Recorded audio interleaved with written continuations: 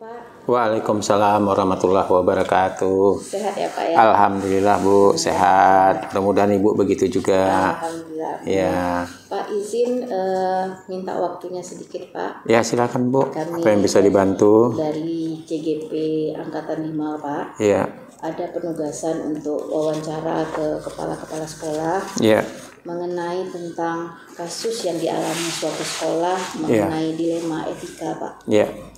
Kalau boleh kami saling belajar nih Pak, sambil belajar berguru dengan yang berpengalaman. Iya Bu, silakan. Kira-kira kasus apa ya selama Bapak menjabat sebagai kepala sekolah SMK 1 ini menemukan kasus-kasus yang berbenturan dengan dilema etika Pak?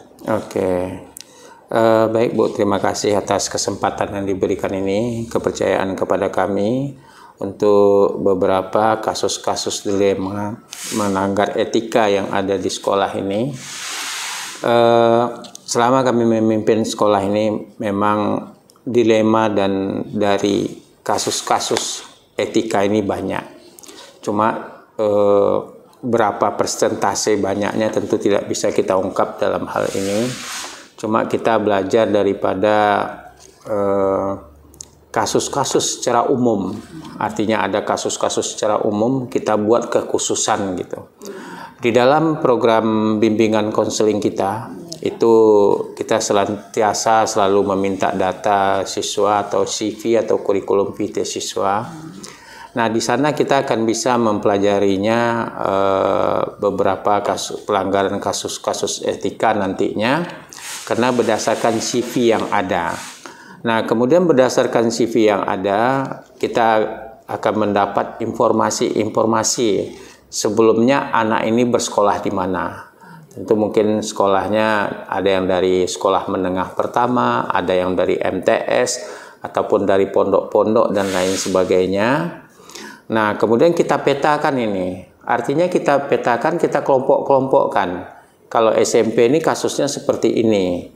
Kemudian kalau MTS seperti ini, kalau pondok seperti ini. Ini harus kita petakan. Nah, setelah kita petakan, kemudian kita akan melihat beberapa pemecahan-pemecahan kasus daripada pelanggaran etika ini dari secara umum tadi. Nah, setelah kita lihat secara umum, kemudian kita petakan, lalu kita ikat dia dengan satu aturan-aturan.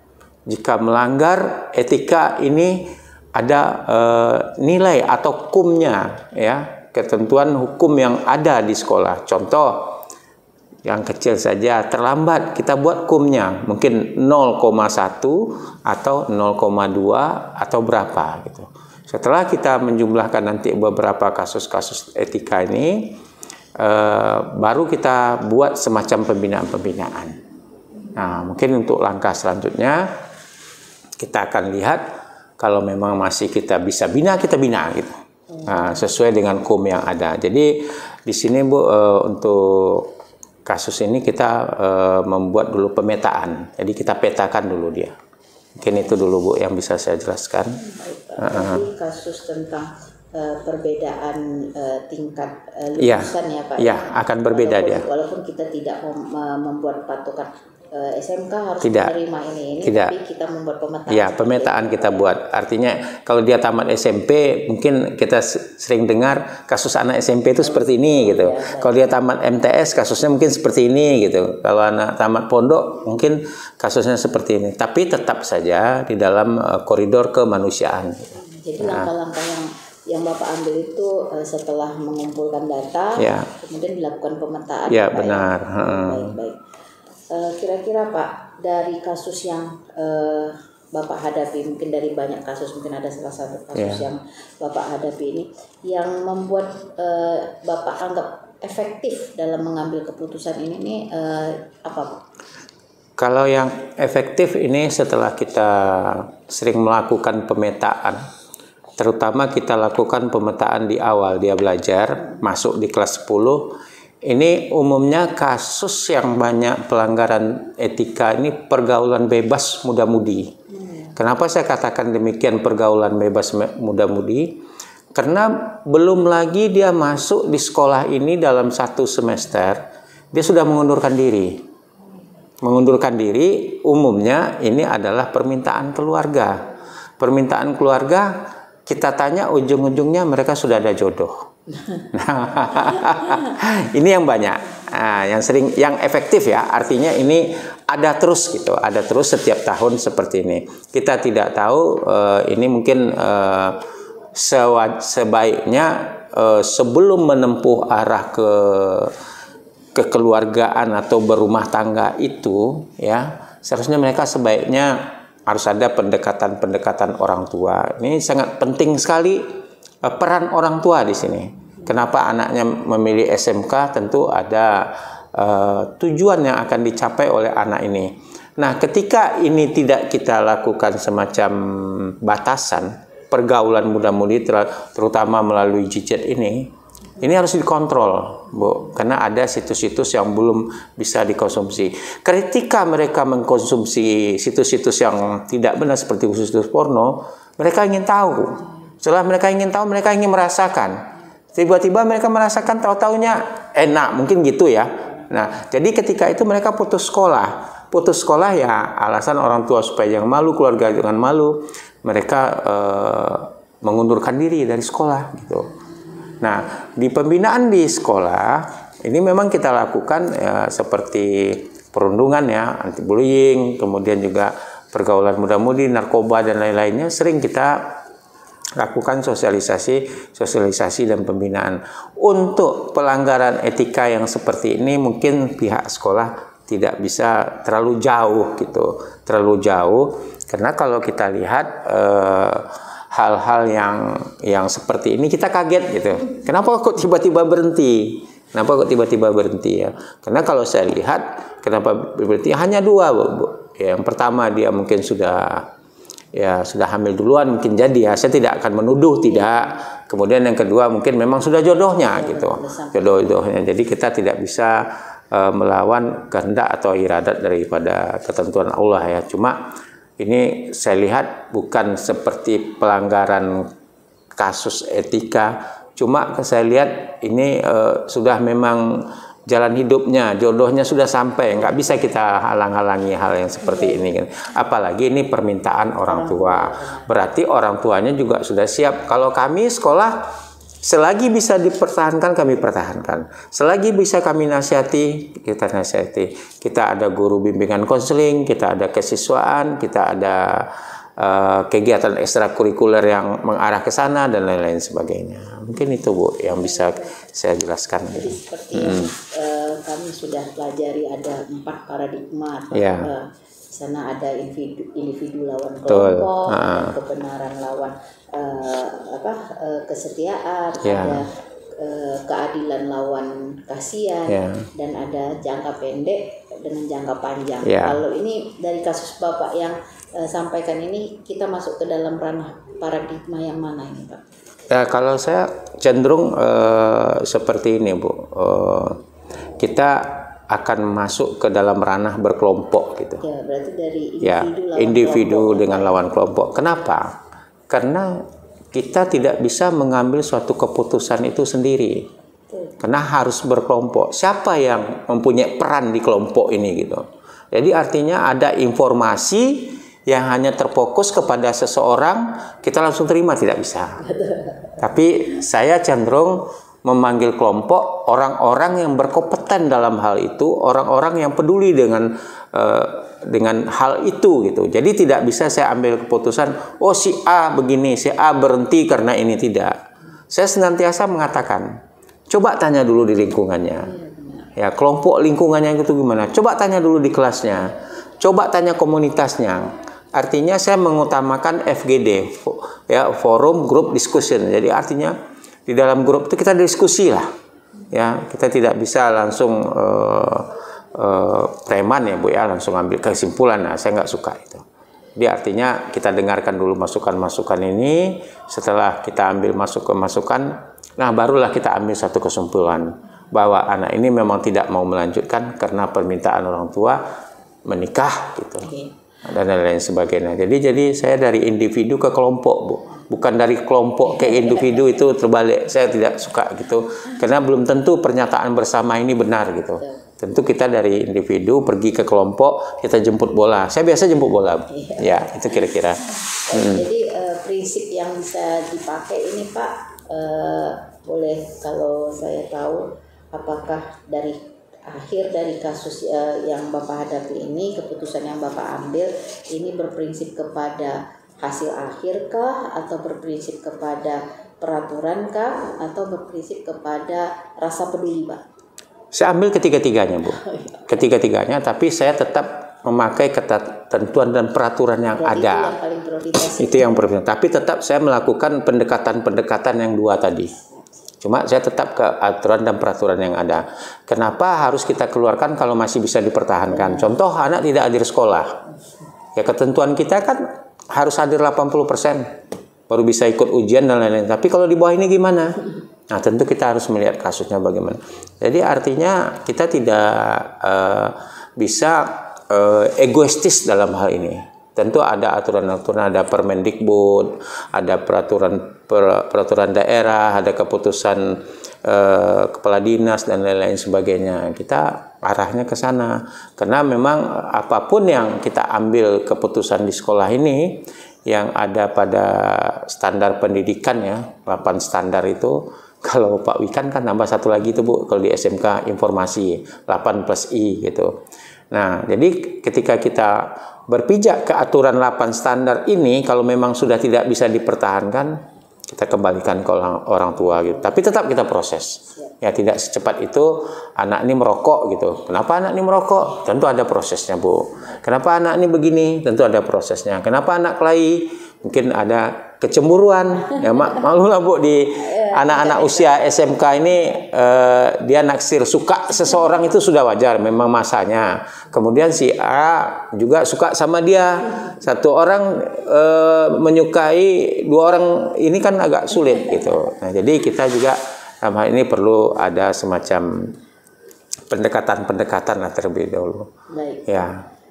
Selama Bapak menangani kasus ini, kemudian Bapak mengambil keputusan, adakah tantangan dalam pengambilan keputusan ini, Pak? Oh, tetap aja ada tantangan, Bu. Nah, karena tantangan itu tantangan bagi orang yang tidak suka dengan keputusan yang kita ambil. Kemudian kalau tidak ada tantangan berarti dia menerima, bahkan mengucapkan terima kasih. Ya, contoh kalau misalnya saya ambil satu keputusan, anak ini berkelahi, kemudian karena hukumnya sudah sampai ke maksimal harus diberhentikan. Ini tidak segampang itu. Kenapa dia berkelahi? Tentu ada alasan-alasannya kenapa dia berkelahi. Jadi ini selalu kita yang tadi Bu, dari individu ke kelompok gitu. Karena manusia ini kan hidup berkelompok. Mungkin satu kelompoknya bersifat positif, ada yang negatif, ada yang membangun, ada yang destruktif, kan gitu Bu. Iya. Baik Pak. Kemudian Pak, dalam Bapak mengambil satu keputusan, apakah Bapak punya jadwal tertentu untuk menyelesaikan keputusan, atau pada saat itu ada permasalahan langsung Bapak lakukan, atau prosedur dalam bentuk apa yang Bapak laksanakan? Jadi kalau di dalam satu mengambil keputusan Bu, saya tetap memakai lebih cepat lebih bagus. Iya. Karena begini, kalau hal ini tidak diselesaikan cepat, mungkin akan muncul masalah berikut, masalah yang sama. Tidak selesaikan akan banyak. Jadi semakin banyak masalah kalau tidak diselesaikan hari itu. Ketika kita ada suatu pelanggaran etika, anak waktu itu ada berkelahi yang mengundang beberapa massa. Ini kita langsung panggil, kita selesaikan di sini, kita panggil orang tuanya, selesaikan orang tuanya di sini. Nah, jadi dalam kasus ini kalau memang segera bisa selesaikan segera mungkin. Jangan menunggu lagi. Kita takut begini. Sekarang kan sifatnya terlalu arogan, Bu ya. Ketika kita diamkan kasus ini, mereka mengumpulkan massa. Ini massa dengan massa nanti. Takutnya seperti itu. Lalu massa ini bertabrakan dan lain-lain sebagainya, akan ditanya, mengerucut dia. Sekolahnya mana? Kasusnya apa? Di sekolah tadi. Sekolah di mana? SMK 1. Nah, kita lagi kena. Nah, ketika kita tahu masalah ini, Kita langsung panggil orang tua, karena di handphone kan semua ada, kita bisa hubungi dan lain-lain sebagainya. Kalau orang tuanya belum datang, kita tidak akan lepas. Biarlah kita bermalam-malam di sini, karena takutnya nanti ada pengerahan massa dari seseorang yang bisa mempengaruhi massa ini juga bisa akan bertabrakan, jadi suatu dilematis ya bagi sekolah. Seolah-olah sekolah tidak peduli gitu. Nah, karena kejadiannya kasusnya di sekolah, walaupun di luar pagar. Kita kan biasa seperti ini, Bu. Kalau udah di luar pagar bukan tanggung jawab saya gitu. Tidak bisa, Bu. Tidak bisa gitu. Tapi di luar pagar, ketika mereka masih pakai atribut sekolah, masih tanggung jawab kita. Satu lagi mungkin barangkali Iya. Pak. 2 juga boleh, Bu. Dalam Bapak mengambil keputusan di sekolah ini, apakah ada seseorang atau faktor-faktor apa yang selama ini mempermudah Bapak dalam membantu mengambil keputusan tersebut, Pak? Di dalam mengambil suatu keputusan, saya selalu Bismillahirrahmanirrahim, Bu. Dengan nama Allah yang Maha Pengasih dan Penyayang, karena kita ciptaan dari situ. Kemudian saya selalu mempelajari peraturan-peraturan, kemudian ketentuan-ketentuan ataupun undang-undang. Saya selalu belajar dari situ. Contoh ya, Bu, contoh ini pencemaran nama baik, ada undang-undang ITE-nya. Jadi ketika kita berbicara, kita enak gitu. Jangan kita berbicara kita nggak tahu dasarnya apa. Jadi nggak ada orang, Bu. Saya nggak punya tukang pukul. Saya tidak punya apa namanya tuh. Oh ya, saya tidak punya misalnya ada algojo. Saya tidak punya protokol. Tidak. Saya hanya Bismillah. Mudah-mudahan ini jalannya Allah. Aturannya seperti ini. Kalau pencemaran nama baik, undang-undang IT-nya ini. Kalau ini komite, undang-undangnya seperti ini. Kalau misalnya 8 standar, undang-undang Permendikbudnya ini gitu. Selalu berpijak dari itu. Nah, kalau kita sudah memahami peraturan dan perundang-undangan ini, insya Allah bisa kita. Kemanapun Ibu pergi, bisa. Ibarat Ibu membeli suatu tiket pesawat, ya, membeli tiket pesawat. Ibu sudah tertulis di situ tiket pesawat. Saya harus berangkat jam sekian, tujuannya ini, sampainya jam segitu. Nah, itulah dia. Nah, sama dengan undang-undang dan aturan, dia mengatur. Kata orang kan pernah dikatakan, undang-undang kan untuk dilanggar, salah itu. Undang-undang untuk diikuti. Kalau dilanggar ya salah dia. Kalau diikuti, mudah-mudahan kita kemana tujuan kita, kemana muara kita, pasti ya bisa. Tapi kalau kita tidak selalu mengandalkan orang, artinya bukan tidak perlu orang, Bu, ya. Perlu, saya perlu semua teman-teman. Tapi kita minimal bisa memberi contoh. Tut Uri Handayani seperti jaket yang Ibu pakai itu, ya. Berikan contoh dulu, Bu. Oh, Bapak tuh gini. Jangan ketika kita mengatakan ini kita tidak benar. Nah, jadi ketika kita berbuat harus begini, kita harus ngerti juga, harus paham dan lain sebagainya gitu. Nah, ini yang ada di belakang saya gitu. Jadi ketika kita mengambil suatu keputusan, kalau tidak tahu peraturan dan perundang-undangan, jangan coba-coba ambil keputusan, Bu. Tidak bisa. Baik, Pak. Nah, itu kira-kira. Luar biasa banyak saya belajar dari Bapak hari ini. Harus. Ya, bahwa dalam sharing, Bu. Sama kita, Bu. Saya juga belajar, Bu. Masih belajar. Keputusan bahwa kita harus tahu dulu panduannya, benar. aturannya, Ya. supaya keputusan yang kita ambil tidak ngambang ya, ya, Pak, betul. dasarnya. Baik, Pak, sangat luar biasa sekali wawancara hari ini. Ya. Sangat. Jadi kalau boleh saya menarik suatu kesimpulan, Bu. Pak. Saya pernah mendapat suatu ilmu dari pelatihan. Ibu nanti boleh menjumlahkan, ya, agar etika ini tidak dilanggar unsur-unsur yang ada, apapun tentang etika. Ya, Pak. Coba Ibu jumlahkan nanti. Attitude Attitude ya, itu Pak, ya? Jumlahnya kalau dengan abjad Romawi kita, Ibu, 100, Bu. Paling tinggi. Kalau ada 150 itu udah main-main tuh, udah ada taman. Jadi attitude itu bahasa Inggrisnya kalau kita apakan ke bahasa Indonesia sikap. Jadi kalau attitude ini sudah bagus, Bu, sudah baik semuanya, yang lain akan mengikuti. Itu kuncinya. Boleh, Ibu, nanti jumlahkan attitude itu. Saya berkali-kali itu menyampaikan kepada teman-teman di sekolah, kepada saya yang ikut kegiatan saya, baik itu adiwiyata maupun sosialisasi yang lain, saya selalu menutup dengan kata-kata bijak seperti itu, bahwa di Inggris attitude nilainya 100, Baik. Kalau nggak 100 nanti salah jumlah ibu tuh, ya. Saya Atau kurang hurufnya, ya. Saya rasa itu kesimpulannya, Bu. Jadi sikap mencerminkan kehidupan seseorang. Baik. Itu aja. Mungkin itu, Bu. Terima kasih, Bu, sudah mengambil informasi dari saya. Kita sharing berbagi, Bu, ya. Sama-sama belajar. Mudah-mudahan apa yang kita sampaikan ini, kita membangun sekolah ini, apalagi Bu sebagai guru penggerak, tercapai apa yang Ibu inginkan dan tujuan Ibu nantinya. Saya doakan mungkin itu yang dapat saya berikan gambaran di lain waktu. Kalau memang Ibu masih ada perlu, saya siap untuk diwawancarai dan lain-lain sebagainya. Baik, mungkin itu, Bu. Kasih, Pak. Ya. Sukses untuk Bapak. Amin, makasih. Pak, Ya. sehat selalu. Amin.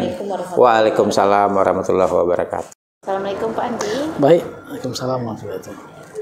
Terima kasih Pak sudah menerima kami. Perkenalkan saya Desus Nawati Saputri, CGP dari Kota Dumai, angkatan kelima Pak.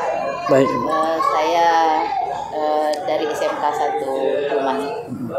Mohon izin Pak, minta waktunya, informasi dari kawan-kawan. Saya direkomendasikan ke sekolah Bapak SMP 6. Ya.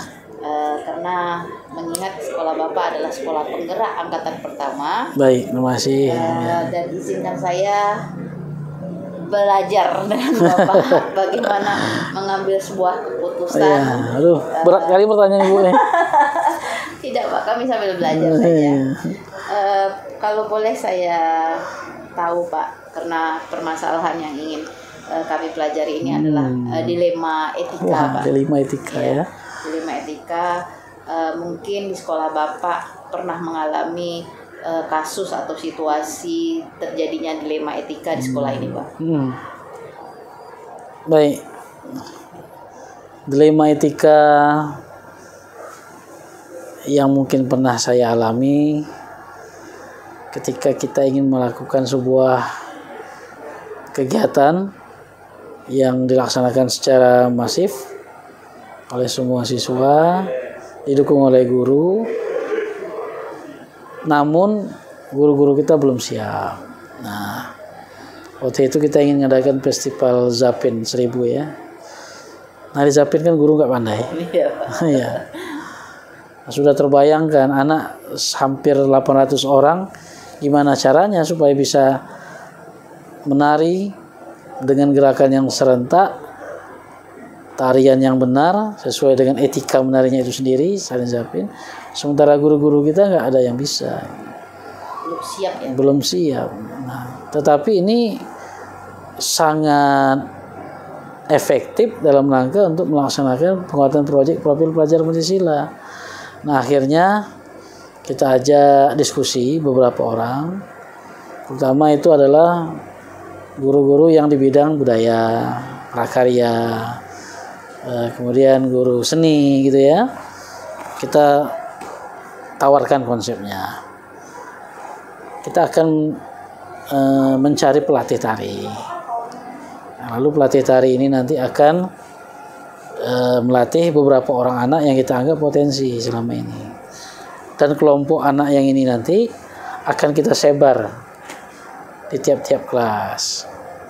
Ya, mudah-mudahan saya arahkan kelompok tari yang ini tadi adalah anak-anak yang bukan perwakilan dari tiap-tiap kelas gitu. Nah, akhirnya setelah mereka sudah berlatih selama lebih kurang 10 hari. Nah, 10 hari mereka berlatih, kemudian mereka sudah dilatih lalu melatih teman-temannya. Nah, bagaimana supaya latihan ini serius? Tentu diakomodir melalui jam prakarya, jam seni, jam itu. Nah, kemudian untuk lebih mempertegas bahwa ini penting, mereka dinilai. Nah, akhirnya alhamdulillah semua siswa hari ini sebanyak hampir 800 orang sudah bisa menarikan tarian Zapin 1000 itu dengan baik. Nah, gitu. Baik Pak, langkah-langkah apa yang Bapak lakukan sampai Bapak mengambil keputusan ini? Ya, pertama saya dulu identifikasi masalahnya ya. Masalah utamanya kan tidak ada satu orang pun guru kita yang mengetahui 1000 Zapin ini. samar-samar. Ada yang pernah belajar dulu atau sekolah, tapi sama-sama kita identifikasi. Yang kedua, ini relevan enggak dengan penguatan proyek profil Pancasila kita hari ini dengan temanya bangun jiwa dan raganya ini? Relevan enggak? Relevan. Di mana relevansinya? Relevansinya adalah anak-anak merasa bangkit semangat jiwa dan raganya untuk menyatu dengan tarian itu. Tarian yang sangat bernilai tinggi. Musiknya saja musiknya itu menggambarkan tentang orang mengajak kepada ibadah. Kemudian ditarikan bersama-sama. Di dalam kelas itu ada murid yang berbeda-beda, diferensiasi sekali dari sukunya, agamanya, gitu. Dan mereka menarikan itu dengan bersama-sama. Dan ini menguatkan kelas mereka sendiri juga. Nah, ini jadi penting. Menurut saya penting sekali. Jadi hal apa yang Bapak anggap sangat efektif dalam pengambilan keputusan ini? Musyawarah, kebersamaan dan demokratis, ya. Jadi selimutnya demokratisasi. Jadi hal ini akan dilaksanakan apabila setelah bermusyawarah ada masalah kita pecahkan bersama, lalu itu kita sepakati. Ya, ini seperti itu. Baik. Kemudian dari keputusan yang Bapak ambil ini, apakah ada tantangan atau rintangan? Oh ya, tantangannya yang paling utama adalah bagaimana meyakinkan guru bisa melatihkan ini, melatihkan anak-anak itu bisa menari. Awal pertama setelah kita evaluasi di bawah 50%. Nah, kemudian mereka datang, kita diskusikan, mereka terinspirasi, mereka diskusi dengan kita datang. Pak, bagaimana kalau pelajaran ini, itu kalau kita masuk yang diajarkan adalah tarian Zerapin. Karena waktu kita singkat, Pak. Kita Oktober, kita sudah menampilkan itu dengan 1.000 orang. Sementara waktu sekarang ini sudah bulan September awal. Nah, otomatis kita perlu itu. Dan ini yang mengusulkan bukan saya, teman-teman guru tadi. Nah gitu, bahkan minta PJOK juga dia, tapi saya tak izinkan. Iya.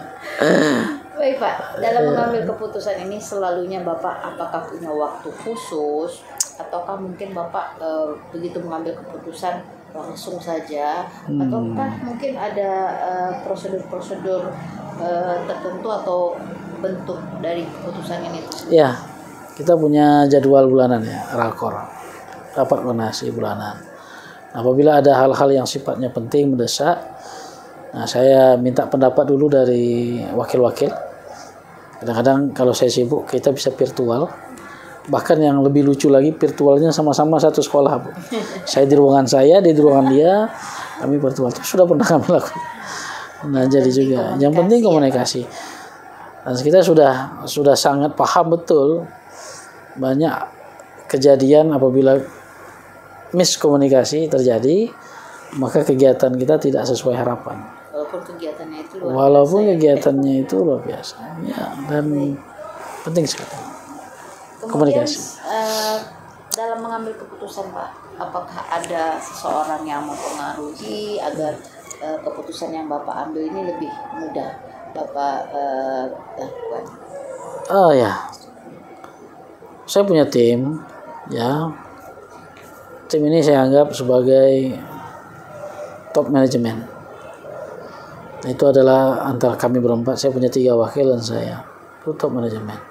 Saya tidak pernah membiarkan pun satu masalah terlepas daripada ini. Ya. Pak sendiri. Nah. Berarti di sini peran tim Bapak mempengaruhi sekali dari keputusan-keputusan yang Bapak ambil untuk kemajuan sekolah ini ya Pak ya? Ya begini Bu, jadi saya tambahkan, saya berharap nilai-nilai kerjasama, nilai-nilai kebersamaan, nilai-nilai demokratisasi itu akan membudaya di sekolah. Artinya sepeninggal saya dari sini, mereka akan menjadi leader-leader yang berikutnya, teman-teman ini. Jadi kita tinggalkan kesan yang baik kepada mereka, bahwa untuk menjadi seorang pemimpin itu harus mampu berkomunikasi efektif. Ya, jangan lupakan teman-teman yang berada dekat di lingkungan kita, terutama wakil kita, karena tanpa dukungan mereka, informasi, ide, gagasan kita tak akan sampai ke bawah. Nah, kita harus yakinkan itu kepada mereka, sehingga pada suatu hari nanti ketika mereka jadi pemimpin, mereka harus lebih baik daripada kita. Seperti itu. Luar biasa sekali. Banyak pelajaran yang saya terima hari ini. Mudah-mudahan bermanfaat untuk saya. Terima kasih atas waktu yang sudah Bapak berikan. Saya doakan kita semuanya sehat. Amin ya rabbal alamin. SMP 6 semakin sukses ya Pak. Amin. Baik, terima kasih Pak. Assalamualaikum warahmatullahi wabarakatuh. Waalaikumsalam warahmatullahi wabarakatuh.